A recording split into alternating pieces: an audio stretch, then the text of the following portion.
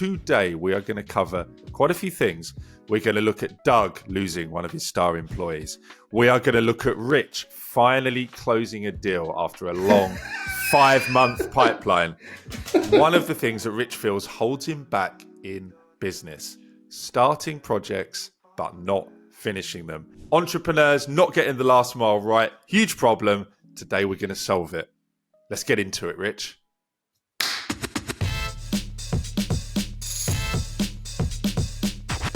Good morning, Richard. Good morning, Doug. Are you a Douglas or a Doug, by the way? I've never asked you that. This type of question is exactly the sort of question that is going to take out our YouTube watchers, and I'll be looking at our analytics this week, and it's just going to fucking career off a cliff. Cal, can you just send in some content on how not to tank YouTube videos, please? And welcome to Founder Therapy, episode 3. Two founders trying to stumble their way through making their businesses work. Today, we are going to cover quite a few things. We're going to look at Doug losing one of his star employees. We are going to look at Rich finally closing a deal after a long 5-month pipeline. And we are going to look at... Cal, you have to cut this bit. Hang on. The fuck does that say? Oh, keep it, Cal. Keep this intro exactly as it is.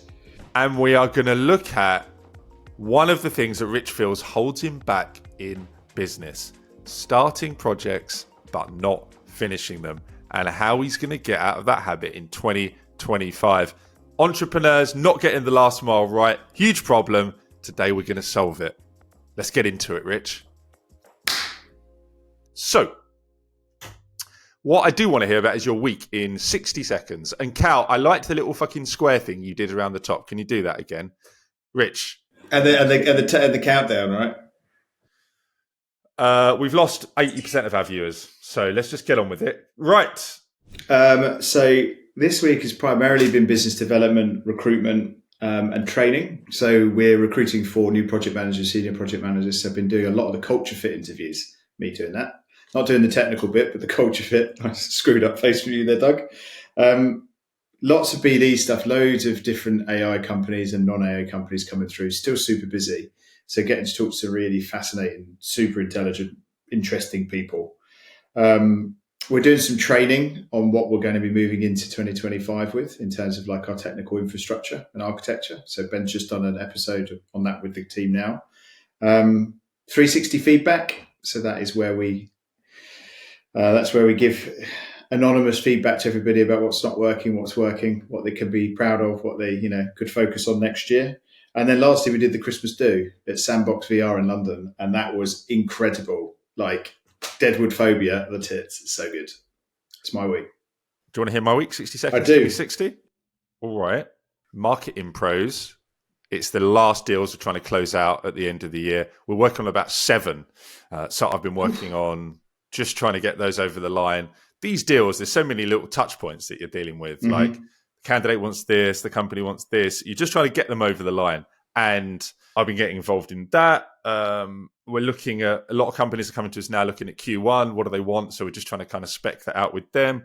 On the Calium side, one of our best people is leaving. Going to talk about that later. We've won a couple of new clients. Really good news is that we're just starting to do some sales for our new products. We've got a paid marketing product. We've got a link building product. And those sales are starting to pick up. So Calium side, both going well. That's it. 55 seconds. I'm done.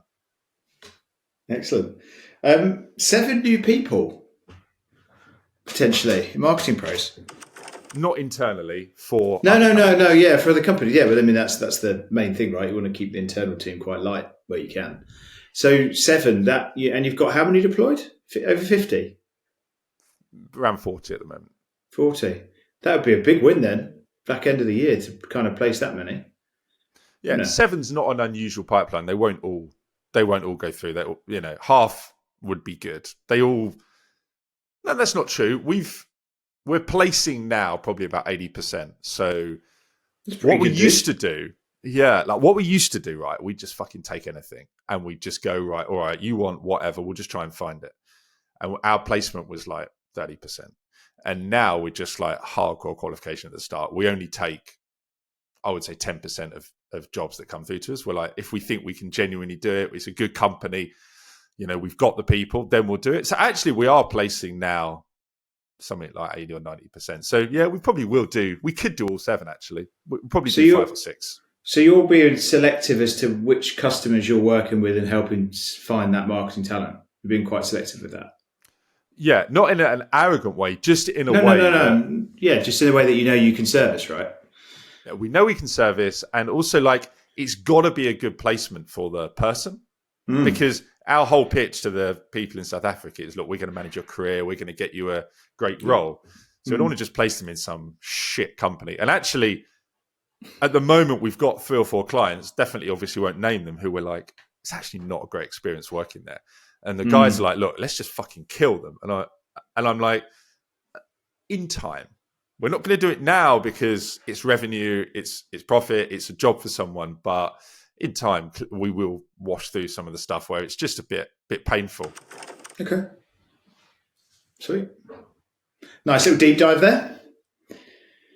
Absolutely. Let's do numbers, Rich. So I just, Kalium and Marketing Bros, I'm just going to do monthly revenue. You can maybe do whatever you want, but I like monthly revenue. I've also got some numbers for the channel. So I thought telling people how the channel's doing could be interesting. Obviously not that well at this stage. Yeah, so 3 figures. Kalium December turnover projected at about 22,000, couple of percent profit. Quite pleased with that after a year of just fucking like SEO Armageddon, like that market. So many agencies have died. So many clients are trying to do it in-house, use all of that kind of stuff. But we've trundled our revenues down a little bit, but it's just starting to come up again now. So I'm pleased with that. Marketing Pros 75 to 80 with a couple of percent profit. The couple of percent profit is huge in that business because we've just been building for the last kind of 18 months. And then, let's do your revenue and then we'll do some data for YouTube. So 2024 has been the year of revenue flux. We've had some really strong months and some months that have just been, really, really challenging, mainly because of the venture market. That's been where we've been hit.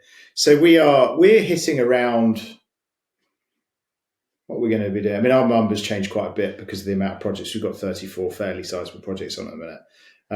Well, not all of them are sizable. We're going to do about 275. In December. It's a slow month for us because there's not as many hours in the month. It's a lower month, and obviously a proportion of that revenue is at cost, which we're running equity. So if you were to add the equity back, it'd be well north of 350, I would imagine. Okay, all right. And then, do you know the data for our YouTube video? I think we've got. I mean, the last time I looked, we had about 240 subscribers, and we do about 70 views a video. We've got So that video, episode 1, Founder Therapy, on YouTube did 76 views so far. Watch time, 4.5 hours. And click-through rate, which is from an impression where YouTube pushes it out through to somebody actually clicking on the video, 3.6%, which apparently isn't that bad. I just Googled it and it says anything 2 to 10% is decent. It's when you get under 1% that it's shit. So the average watch time per visitor was 3.8 minutes.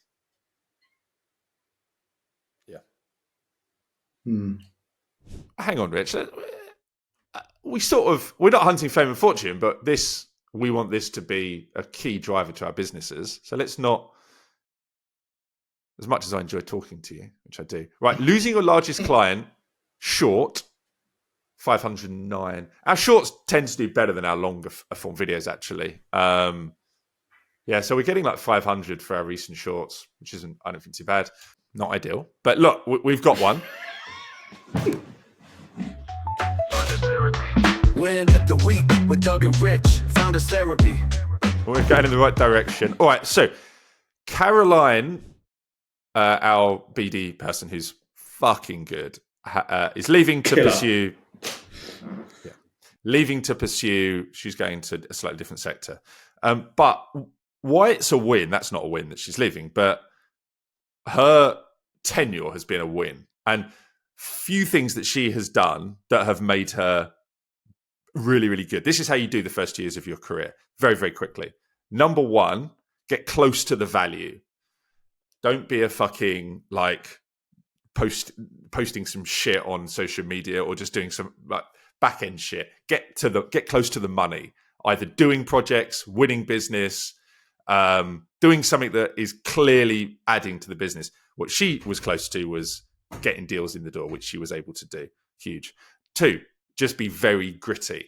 Lots of rank shit's going to happen. It is not what you think it's going to be. It's going to be horrible. Working is horrible. Just do it. 3, she makes every mistake just one time. She made lots of mistakes, but just once. Each one, once. Caro, no, do this. Okay, Doug. Never made it again, ever. Huge. Low maintenance. Gareth Southgate, English football manager, says he wants players that are high performance, low maintenance.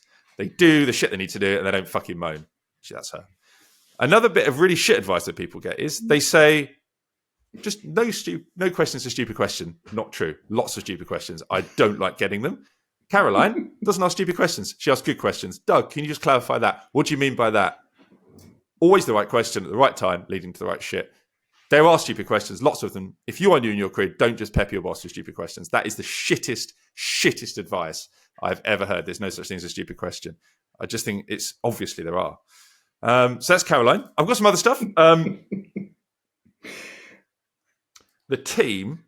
So our process at Marketing Pros, you spoke about this a little bit at the start, but I just want to talk a little bit more about it. We're really kind of working out what works in a deal. And I'm spending a lot more time now speaking to candidates and like trying to work out, because before I was all client facing. Now I'm spending way more time.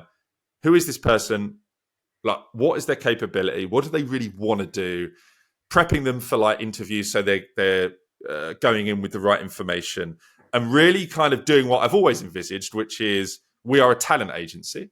So we spend most of our time with the talent, finding the talent, getting the talent actually performing at their best. That's kind of where I want it to be. And then the client stuff is incidental. If you do that with the talent, they get placed. So we're that way round. Final win. Just want to say, I know we're talking a lot about AI on this show, and AI is the future. We're doing it, you're doing it, whatever. But like, you do need absolute fucking killers on the ground. People that can just take problems and just make them disappear. And we have got like few examples this week of that happening, particularly in Marketing Pros, particularly the talent team, just taking rank shit that I'm like, I don't want to do that, and then it just vanishing, which has been big. This is the fuck up of the week with Doug and Rich on the Bear With Me podcast. So it's not necessarily a fuck up, but it's definitely something that when I was reflecting on what we're going to talk about today, I think that I've been starting things and not finishing them. And I think, therefore, I've got a few things to really tidy up before the end of the year. So prime example, 2025 positioning. I started a good kind of push at that about 2 or 3 weeks ago. Like, how are we going to do it? How are we going to position ourselves? Did 80% of the work, but it isn't quite finished. And therefore, if it isn't quite finished, how am I going to, I guess, talk to the leadership team in our quarterly next week about it? So now I've got to go and rattle through that and have I given myself enough time to do it properly? Doing commission structure, new commission structure for the growth team, because now we're growing, got to put a commission structure in place. 90% of it's done. Need to put the numbers in there, but the numbers are the most important bit. You know, the methodology is fine, but the numbers are the most important bit. So I'm like, positioning super important, commission super important for growth moving forward. So started these things with great energy, and maybe it's an energy thing. Maybe it's just I'm busy. I don't know, but I'm not finishing stuff that I'm starting at the minute, and I need to get stuff finished before the end of the year. So 2025 hits from the get go. Ben and I have got to do. We've got our leadership, like I say, next Wednesday. We've got our budget. We need to have a budget in place, and we've got our broad revenue figures, our broad revenue targets, but we haven't found the time because Ben's super busy as well. I haven't found the time to get that stuff done. So it feels like there's lots of things around that need building into solid things that can go, that's it, that's what we stand behind. Now we're going to go and do it. So it's not necessarily a fuck up. It's just like a recognition that I'm starting and not finishing at the minute. Yeah, that last mile stuff is key. I think a lot of entrepreneurial types, I definitely get that. I'll start something and then I'll get it some of the way. The two things that I try to do to avoid it, for what it's worth, number one is just doing a lot, like literally just killing shit. Like I've got these 10 things and just saying like, these 7 are a good idea, but I'm just going to bullet them. And then the other one I'm trying to do, struggling a bit, but definitely getting better, is just delegating. I just find that people generally can do stuff. So like, even let's say marketing pros, we've got some in the talent team. You know, before I would always, if there's a client thing, I'd always jump on it, speak to the client. But I'm sort of finding now that actually getting the guys to do it, even if they need to speak to them, actually they're really good at it and they're fine, and there's no drop off with me not doing it. And I'm just trying to get that, and they're happy to do it, and they learn, and it's kind of a benefit. So yeah, that's what I try to do. But I have the same shit really. All right, ask. You got anything for me? What you got for me? Or you don't give a shit what I think? Shall I? I've got one for you. All right, marketing pros, one of our routes to market I want to get going is like some kind of partnership or referral program. We get a lot of referrals naturally anyway, probably 30 or 40% of our stuff is that. And I just need to get my head into this. I don't know how I'm going to do it. I don't know if it's going to be like, we're going to go to people that have lists and say, cool, we'll do a presentation to your list and we'll give you a kickback for anything we close. If it's going to be a little bit more like a smaller consultant that works with a couple of companies, or like, like a Mahara partnership where you're like, oh guys, if anyone needs marketing people, refer them to us and we give you some kind of kickback, that kind of thing. There's so many ways to do it and I'm just not quite sure where to start. Where do I start? Okay. So how I would approach that question, I would first go and think about where you're needed. So where is your value? Where do you provide value? To what type of company and what size of a company? And therefore, are there any networks or are there any current suppliers to it? So I'll give you an example. If you partner with an accelerator and that accelerator sees 150 cohort companies a year, out the back of every single accelerator, they might invest in, say, 50 of them. Every single one of those 50 companies has therefore got a little bit of capital. Every single one of those is likely to be launching a product. Therefore, every single one of them needs brand activation, marketing, support, everything, right? Those are companies that need stuff. So that you can probably do, easy peasy. In terms of like what you need to do for referrals, so we have 2 things. We have a venture scout agreement. So this is an agreement where we have people that are looking around for ventures or come across founders that are interesting, and then we give them a percentage of our equity position. And their equity position as a venture scout varies depending on their involvement. They literally throw something over the fence, might be like 2%. If they do some DD, it might be slightly higher. And if they go like full DD, done all the work for us, then it's the highest piece. So it's a sort of signed agreement. We've got 17 people in our venture scout network, and we probably receive 5 or 6 a month, I'd say, through that. The other side of it is just pure referral, which is probably more suitable for you. What we do there is we do referrals on revenue, and we have a 12 to 24 month contract with different referrers. Everybody's got a slightly different referral kind of mechanic. So they are a bit more unique in that, because some people might be able to introduce us to a company that generates 500,000, whereas someone else's network is slightly smaller. So you have to kind of pull some levers on what you do. And we've got 12 people in that, and we're beginning to see 2 to 3 of those come through a month as well. And because they're qualified, because they're referred, they're very, very warm. We're finding that the closing of those deals, one, because we're good, but because they come from a warm referral, just so much easier. And do you do like, they've already got a network, they find someone that needs it, and then they do like an email referral? Or it's not like, we've got 100 people in our network, do a presentation kind of thing? No, it's always, it's all, this stuff is always personal relationships. Okay. All right. Yeah. We've tried the institutional stuff before. Some of them are bearing, some of them are beginning to produce some interesting things. We have an agreement with Y-Space, which is York University in Toronto, and we do presentations there. So we add value to them, but it's kind of a referral thing. And the same with INSEAD. But institutions aren't as interested in that because they think it conflicts with what they're doing at an institution level, whereas individuals could do what they want. Surface area of luck, Doug. Build your surface area of luck. The more people you know, the more people you're connected to, the more people talk about you, the more people you'll be able to then speak to because they know them. What do you want to ask me? I'm curious to know what your ambitions for 2025 are, because I'm in the midst of considering ours. So 2020, I'll talk about marketing pros. If we're in a year's time and we're sitting here and we have successfully rolled out this AI training, like we've got people that we've trained and they're placed and it's working. That's one.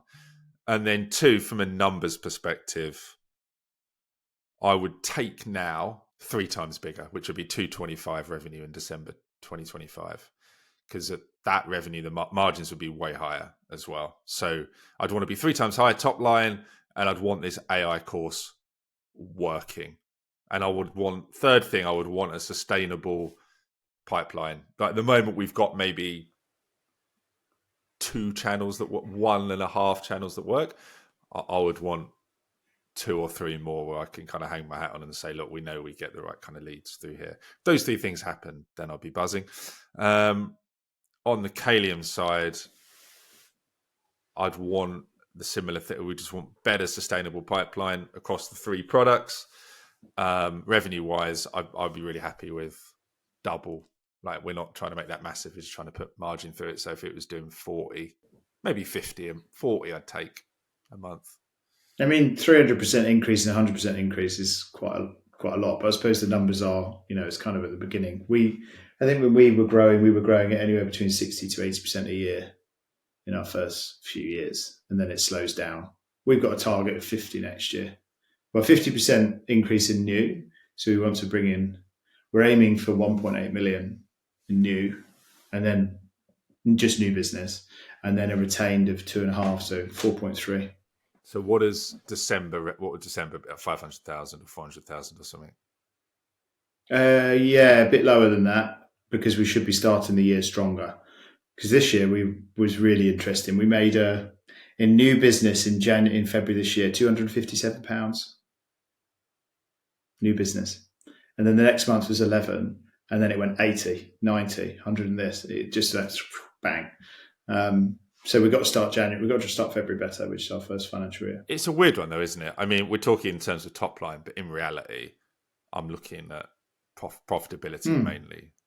I'd take obviously half of that for the same amount of profits. It'd just be less hassle, and it's also the composition of clients as well. Like the thing about Kalium that we're moving towards is we have no big client. They're all small. They spend 1,000, 2,000 a month, whatever. So any one we lose, it's fine. And Marketing Pros is the same. We don't have any big clients in there, and that's kind of, whilst we want big-ish ones, we don't want any that are more than, I don't want any client in either business that's more than 5% of turnover, really. Maybe 10, maybe if there was one real 10%, but no more than that. Right. If you need any kind of technology built, if you're a big company and you're thinking about how to resource a project, it's Mahara. If you need really high quality marketing people at an affordable price, embedded in your business, no risk, that are remote, it's Marketing Pros. If you're a travel agency and you want to win on Google, it's Kalium Travel Leads. Thank you, Rich. See you next week. Thanks, Doug.